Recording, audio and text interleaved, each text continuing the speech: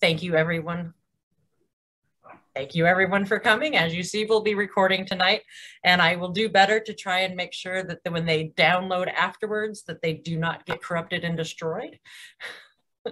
Unfortunately, that has happened a couple times. The download gets interrupted and it doesn't go well. But thank you, everyone, for coming tonight. I am Amanda LeClaire. We're going to get started with just some quick things tonight. First thing we'll get started with is we just have a quick agenda.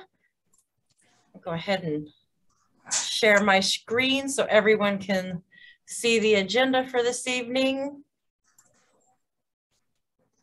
And we will go ahead and get started. Everyone should be able to see that.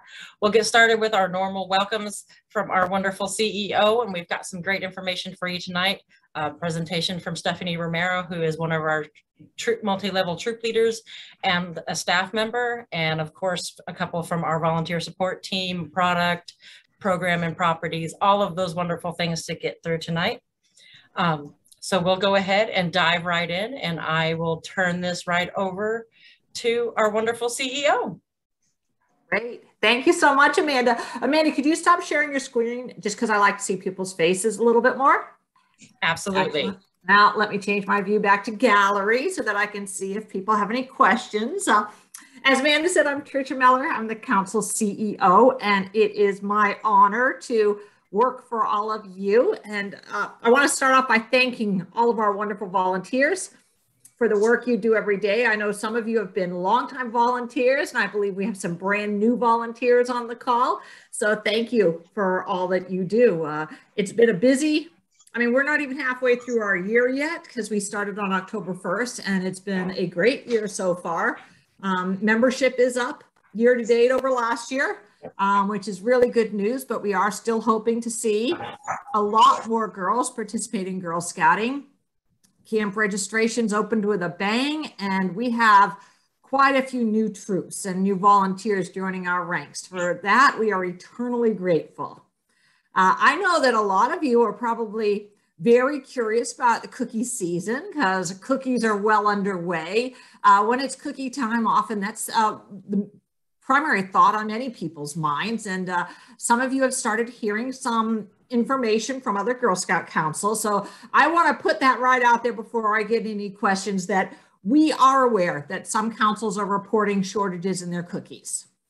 Some councils don't have all of the flavors that they need for their cookie sale, and we are aware that that information is out there and has probably been posted on some of the national websites that some of our volunteers are on. We are aware that our brand new cookie, the Adventurefuls, is no longer available online for shipping or for girl delivery orders, and that we will not have Adventurefuls when our booths first start out. They have been so popular with our initial orders that we will get what troops place for the girl deliveries in there, but we're not going to be able to have extras at this time. Also, last Friday, the Girl Scout s'mores cookies were removed off of the online availability, and they are not going to be able to be shipped any further because s'mores have been sold out with with everything that's going on. But the good news is that we have confirmation from Little Brownie Bakers that our initial deliveries are going forward as planned, except for one thing I will tell you about, and that our cupboards are going to be stocked. So we'll have all of our initial cookies that we ordered. They're going to be in stock and ready to go, other than the shortage on the Adventurefuls. Now, where do I have some news to tell you? Well, last week we had a big ice storm. For many of you, you experienced that. That has caused some trucking delays of some of our trefoils getting up to our Vermont shipper, our warehouse. So tomorrow morning's initial deliveries coming out of our Vermont cupboard will be missing a few trefoils. But if any of you happen to be in those few deliveries that are taking place before 2 o'clock tomorrow, just be aware that Little Brownie is going to probably FedEx or UPS your trefoils directly to you. So we want you to be aware of that a few of you tomorrow might be like, hey, where are my 1 or 2 cases of trefoils? And they're not a huge number. Robin has been really looking at the numbers, but we are aware that we'll be short. It's about 50 cases of trefoils tomorrow, and Little Brownie's going to ship those out. So as soon as we have more information, we'll keep sharing it with you.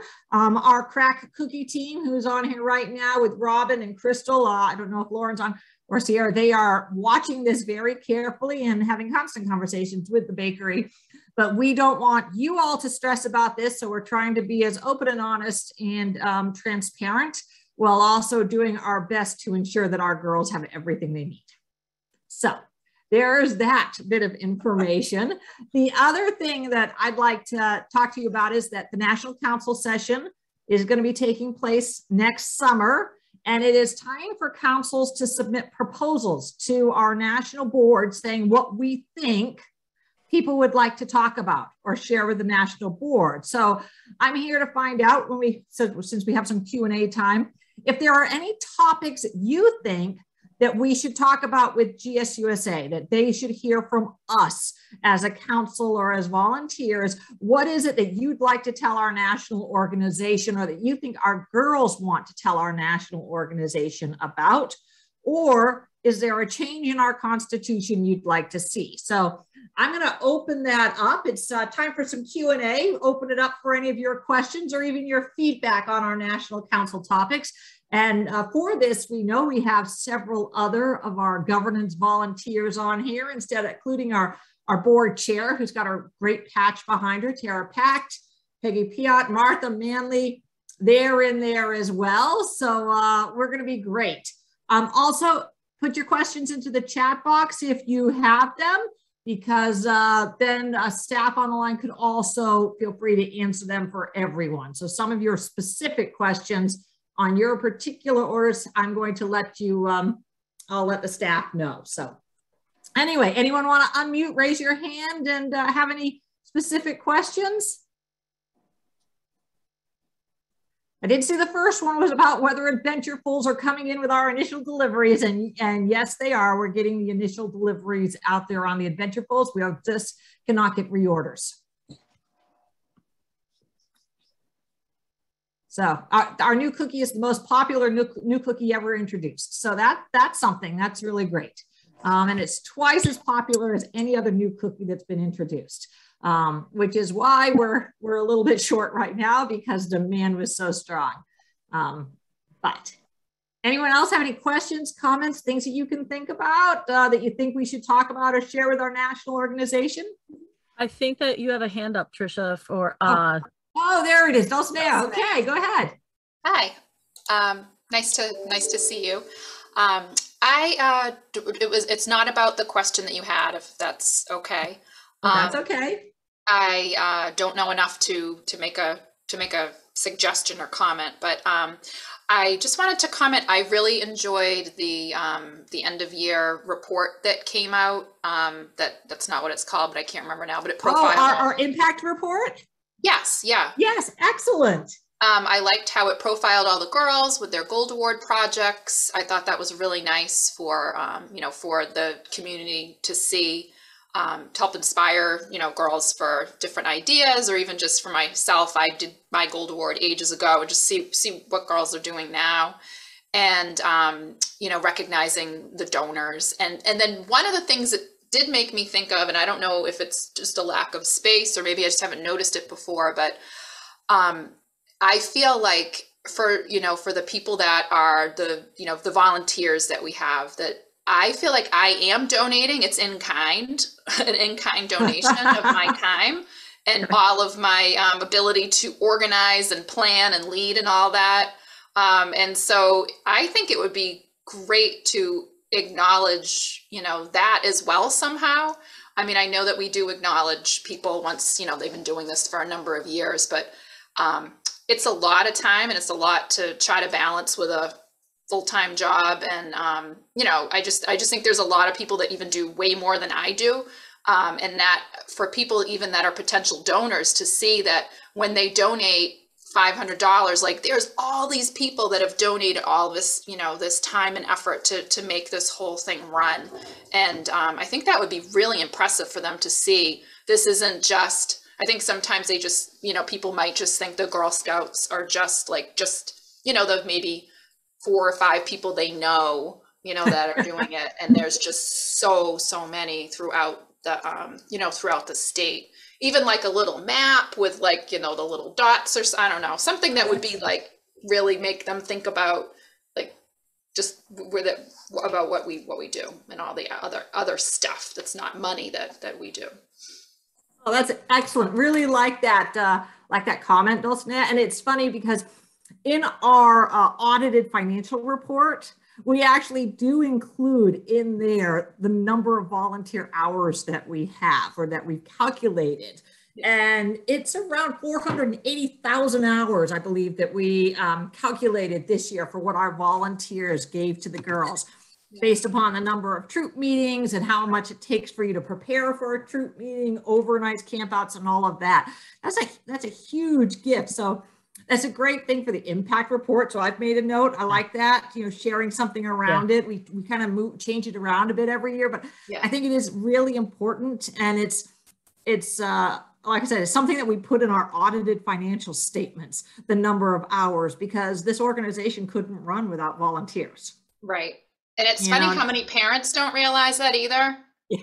And they're, you know, I'm like, you realize this is volunteering, because like, oh, you didn't do such and such. I'm like, yeah, well, you never responded to my 5 email requests. So guess what? You missed out. Right. I mean, we have 53 staff running for this organization, which clearly means the volunteers are in charge. You know, and I mean, our board of directors, a lot of people don't realize the board of directors is entirely volunteer. I remember that being a big shock to people several years ago. Actually, my granddaughter just found that out. She asked if I had retired because I wasn't getting paid. I'm like, I don't get paid. I volunteer. She had no idea. Yeah, so it's a huge thing. So I can never thank the volunteers enough, but we'll make sure. I think that's a great comment. I know Carrie's on here. Carrie and her team really puts together and helps drive the formatting of the impact report. And we did send that out to more people this year. A lot of times the impact report has gone to our donors. I mean, our grant funders.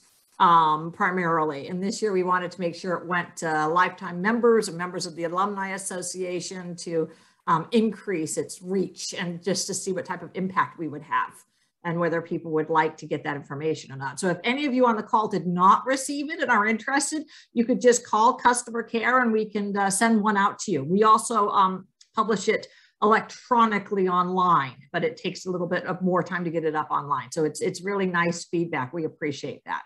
Yeah. 455,000. It's online. I'll put the link. Okay.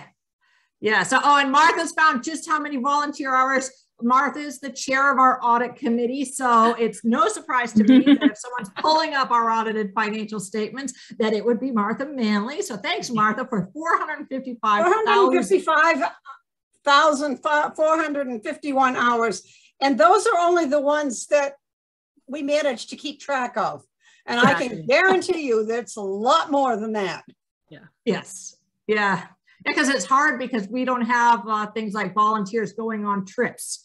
That would be a much larger number. And we don't have that if someone's gone away for 2 weeks. You know, that's not any. So yeah, and Kelly's saying great to share that information. So thank you so much for that. So Isabel, I think your hand is raised. Yes, I was thinking for the impact report, when it is available online in PDF format, if you could make sure that the link goes out in newsletters or something so that those who didn't receive it in paper can get it. And Isabella, I just put it in the chat. It actually went live on our website at the same time it was mailed out. So you can view the link right there on the chat. So we can share the link with other people. Correct.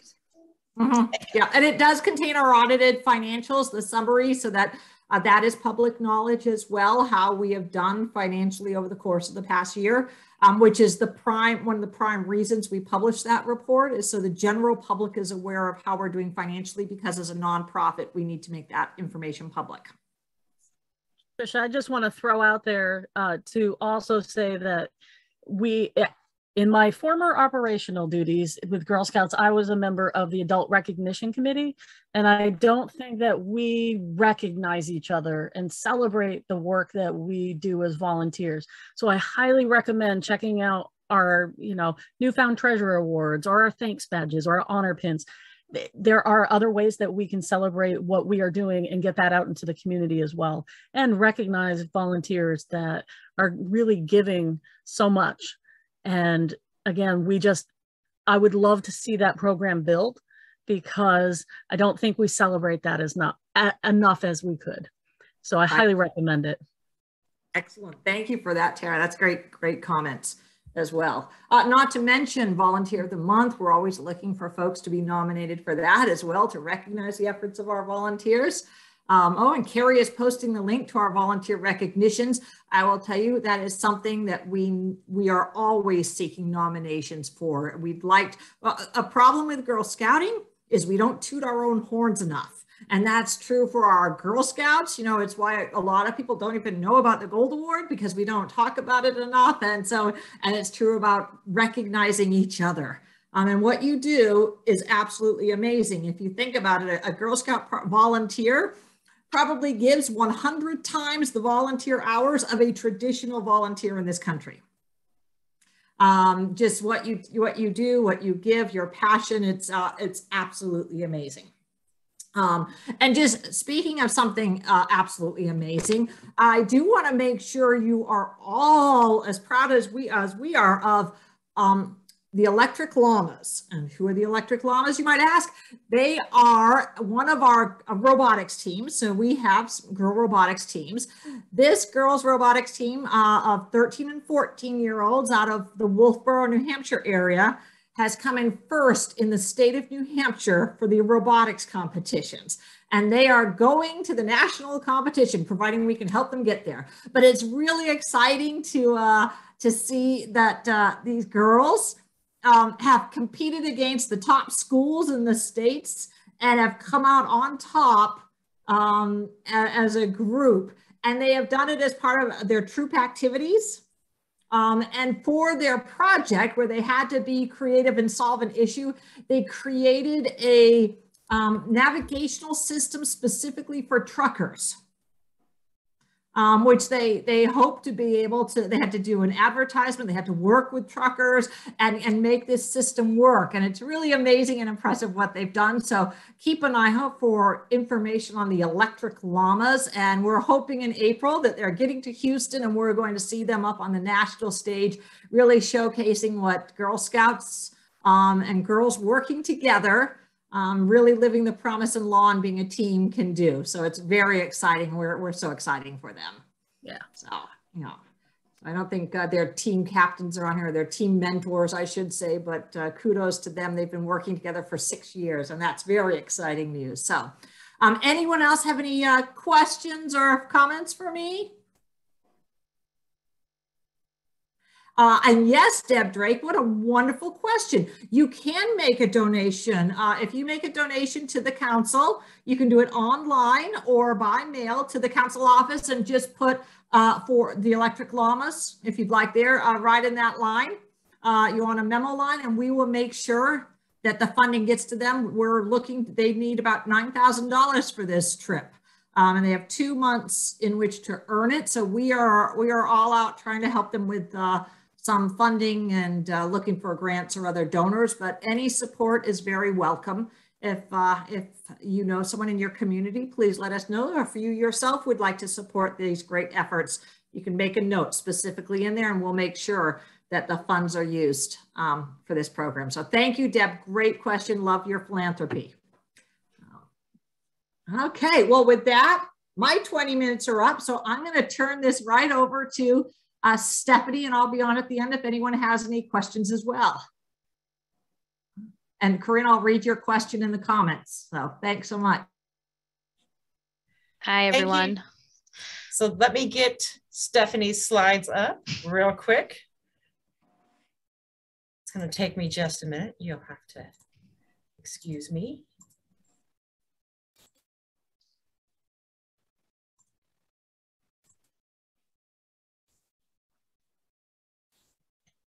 There we go. Hold on, I got to move all your heads. I'm like looking at everyone in the corner. So hi, I'm Stephanie. Some of you may have spoken to me at some point or another. I work in inside sales, but before I started working for Girl Scouts, I was a volunteer. So I've been a volunteer for 6-7 years now. And I have a really awesome troop, Troop 12070. We're in Hudson, and it's a K through 8th grade troop. I started with the troop when they had 12 girls, and now we have 35. It's huge. So needless to say, we have to get creative. And through COVID, we've had to get even more creative with making sure that we're keeping everybody safe, with change of plans and all that jazz that I know we're all dealing with as leaders. So I was asked to come talk today about some of the stuff we've done. So I've shared some wonderful pictures of my kiddos that are in my troop, of doing different things aside from just meeting at a regular troop meeting. We've done some at home activities. We have our lovely little lady who did her snack badge at home. Her family was sick, so she couldn't make it. So we created these little bags for them to do activities at home so they could still earn their badge. And then they didn't have to actually come to the meeting. And we did a lot of outdoor meetings as well. So going on hiking trips, kind of exploring the outdoors, getting them all interested in that. I know they're all itching to go camping. Most of them want to go camping right now. It's outside in the cold and I'm not down. It's a little too cold for me. But we also do a lot of trips. So most recently, our juniors wanted to earn their detective's badge. So instead of trying to figure out how to do it in our meeting location, since there's obviously it's a multi-level troop, we have different numbers for each group. With our juniors, there's only 8 of them. So we took them to the police station, and one of the detectives there led that meeting for us and was great. They actually got to go in the jail cells, which they thought was like the best thing ever. And do a bunch of detective-like work using microscopes and learning about what a detective does. And it was really awesome because it was a female detective. So girl empowerment all the way. And so we also do a lot of service projects. So our service projects aren't always required that they have to happen at our meeting. So like the one pictured here with all of us standing in front of this little pantry is the girls turned in food, showed up, helped drop off things, whether they could stay or not, was totally up to their availability. And we reorganized the pantry for the town. So it's just this little random, kind of like a little lending library, but it's a pantry version. And we heard that it needed some love. So the girls decided we were going to fill it, and they did. They filled it to the brim. We literally could not fit anything else in it. It was great. And got it all cleared out. Will you switch to the next slide for me?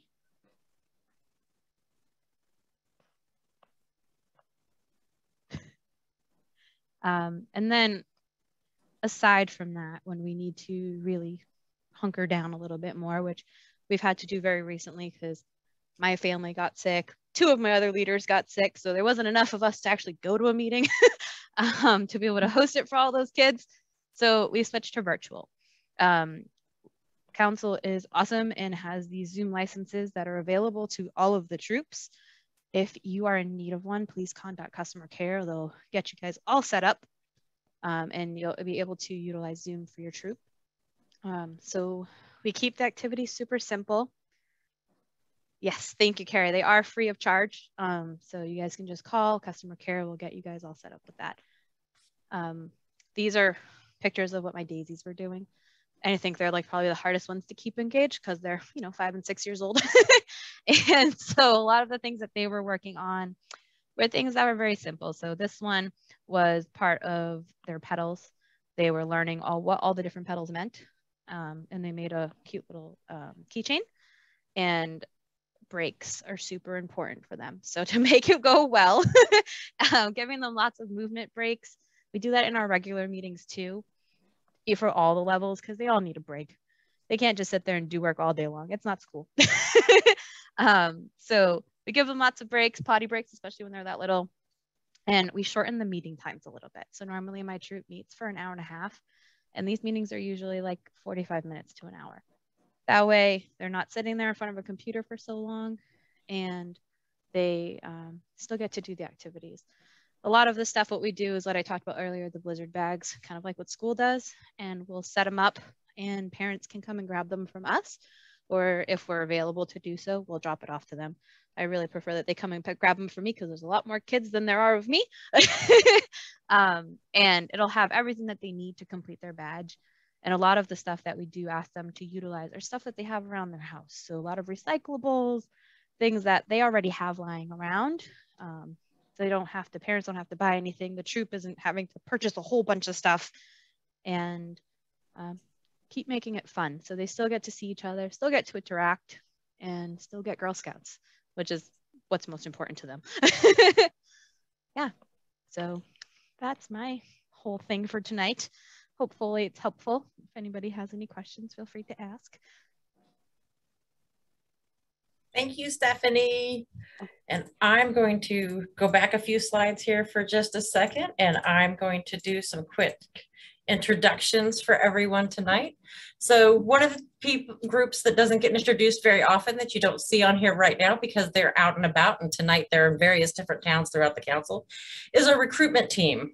And I just wanted to kind of share their information tonight. So we have 3 recruiters that cover the entire council, which is both New Hampshire and Vermont, as you know. We have Mallory and Heidi and our team lead, Tammy Downing, who are out and about at just about 3 to 4 nights a week and many times on the weekends, various locations, doing as much as they can to help grow membership in both states. I believe tonight Tammy Downing is in Quechee and Heidi is down in Nashua, and Mallory is up in Belmont. So they are all over tonight and working very hard. Next slide I have for you guys tonight is for our membership numbers that our CEO touched on real quick. As of yesterday, we had a little over, just under 9,000 members. We're looking at 8,958 total members, with 5,407 of those being girls. As Tricia said earlier, we are well above where we were last year. We have been making great strides this year, bringing in lots of new girls. Somewhere around 1,500 brand new girls have came to join us already this year, which is a very huge jump from what we've seen the past couple of years. It's great to see the families and the girls coming back out. We started a lot of new troops, but we need to continue to move forward, and we are working very hard to do so. One of the things that we're getting ready to move in with recruitment is our Daisy launch, which is, as we know, starting April 1st, our pre-K girls will be able to go ahead and register and start their Girl Scout experience. And we're starting to reach out to those girls. One of those things we know works very well and that these girls love is to be mentored, and to be mentored by their older girls. So we're reaching out to those ambassador troops. We want you to come help mentor those girls and help get those girls started and help get them excited. You know, reach out to us. We will provide you with everything you need to run your meetings for 4 weeks with these young daisies, and to help the parents understand how a troop meeting works. If you run this meeting for these 4 weeks of meetings for us, we'll give your troop $200 to use for your end of year trips, or whatever it is that your troop needs that money for.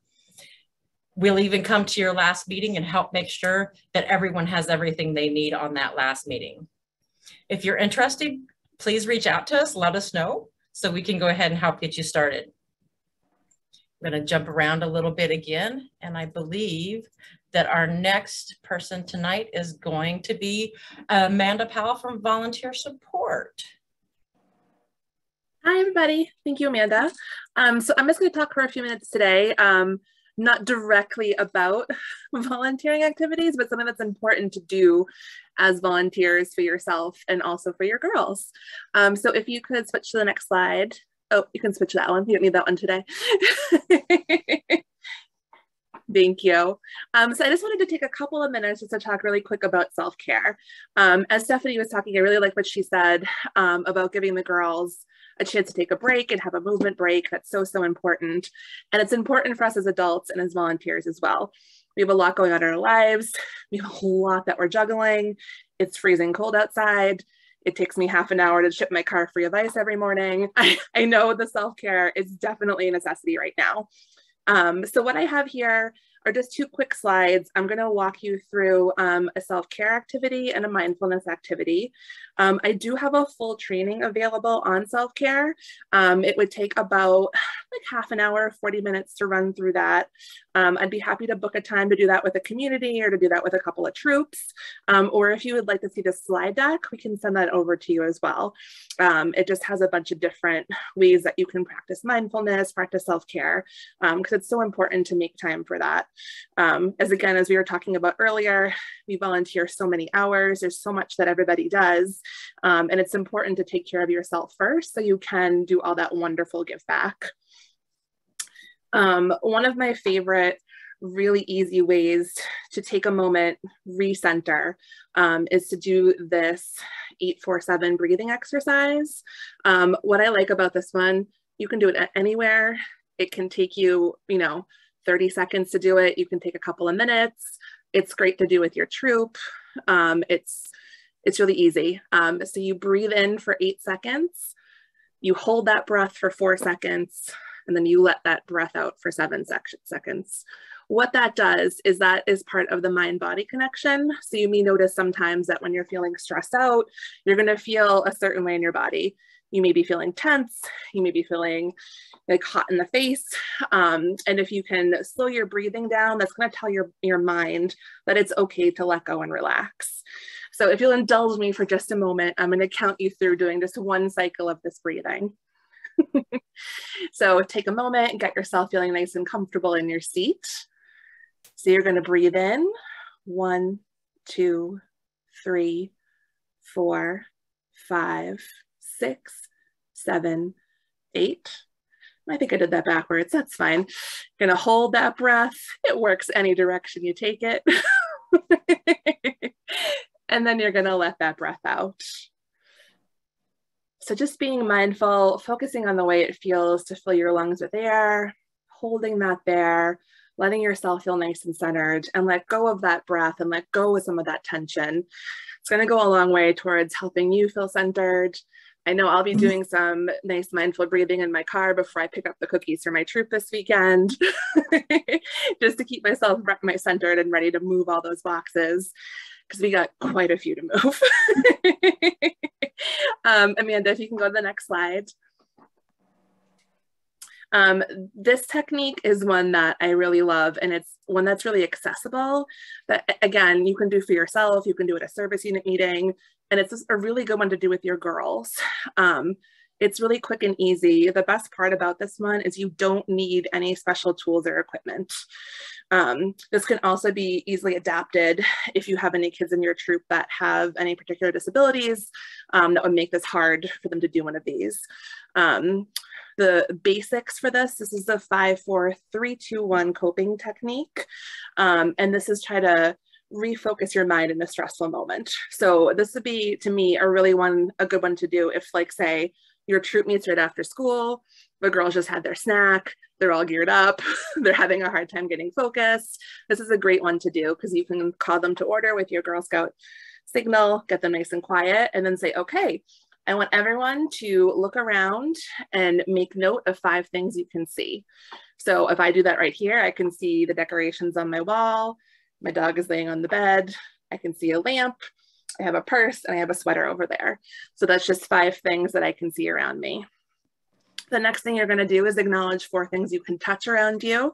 The first couple times you do this, you may want to note that you're looking to touch inanimate objects, not to touch your friends on the shoulders or anything like that. So, touch your desk, touch your bag, touch your badge, touch 4 things you can see around you. Then you're going to listen for 3 things that you can hear. Look around for 2 things that you can smell, and then 1 thing that you can taste around you.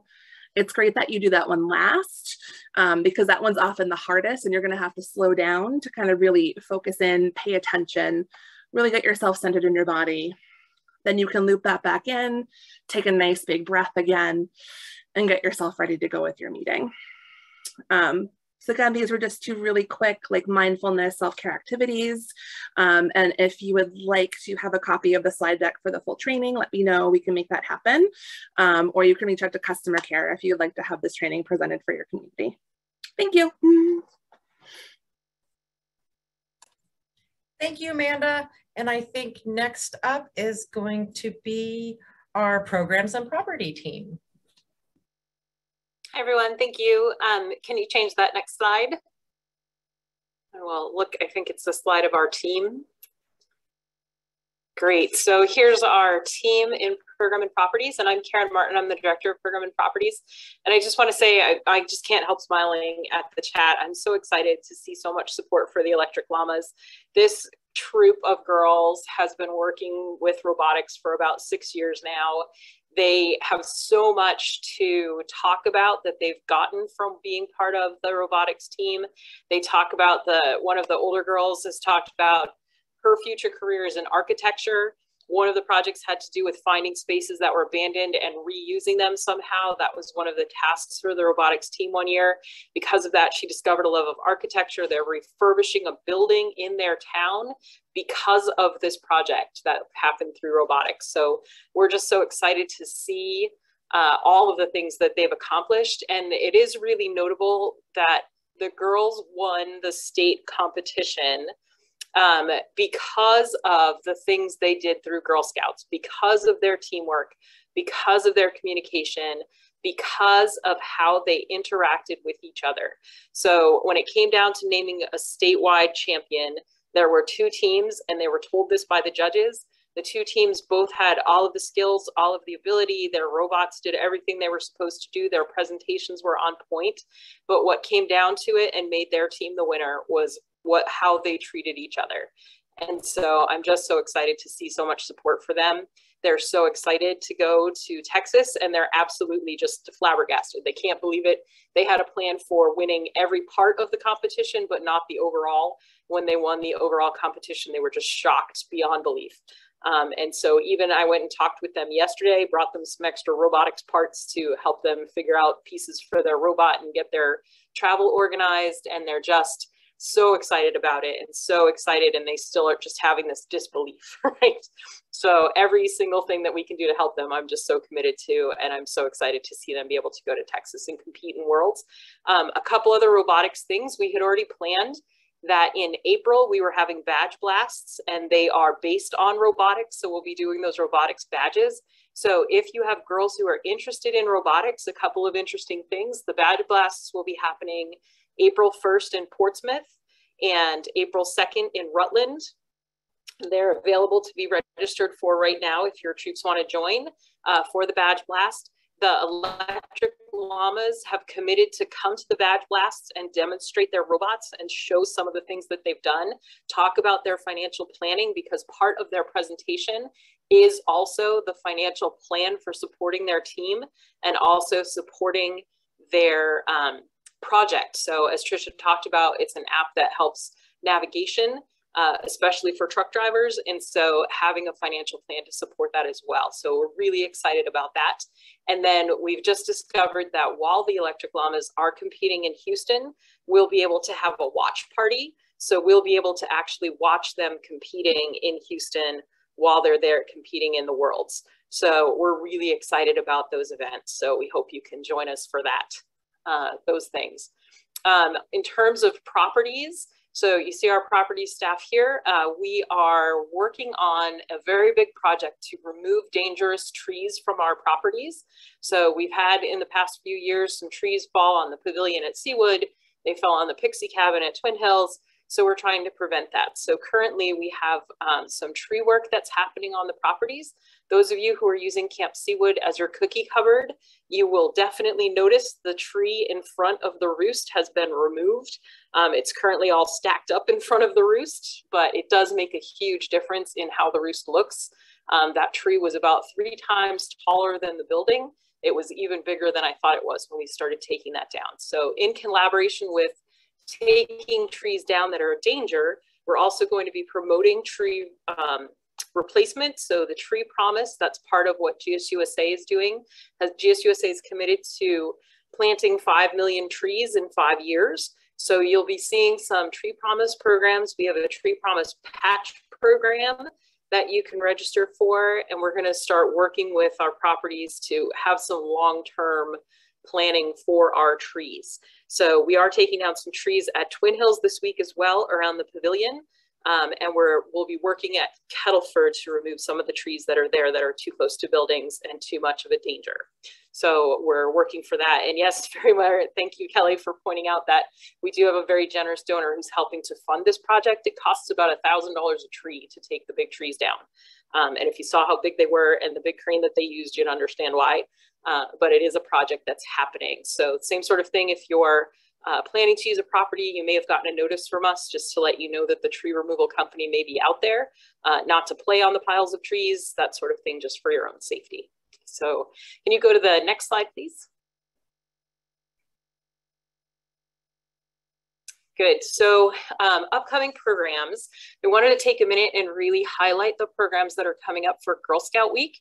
So we love Girl Scout Week. We love the idea that we get to celebrate all of the activities and opportunities that our Girl Scouts have throughout the year. So everything from robotics to going out to a property to learning about our founder, all of the exciting things. So we've done a few things this year to celebrate Girl Scout Week from March 6th through the 12th. And I want to make sure everyone understands all the things that are happening, all the available opportunities. So the first thing is that there's this great bingo board. So we're trying to get 5 across or 6 down or all of the squares. I don't know, all the bingo games. So you could do like the corners, I guess. But you can get all of the different things that you can do. So everything from building a cardboard boat and learning about engineering or making and trading a swap, all of those things have to do with Girl Scouting. So the bingo board can be downloaded right on the website. Girls can try different things. And then we tried to support everything on the bingo board with an activity during the week. And so I just want to walk through those if you'll go to the next slide.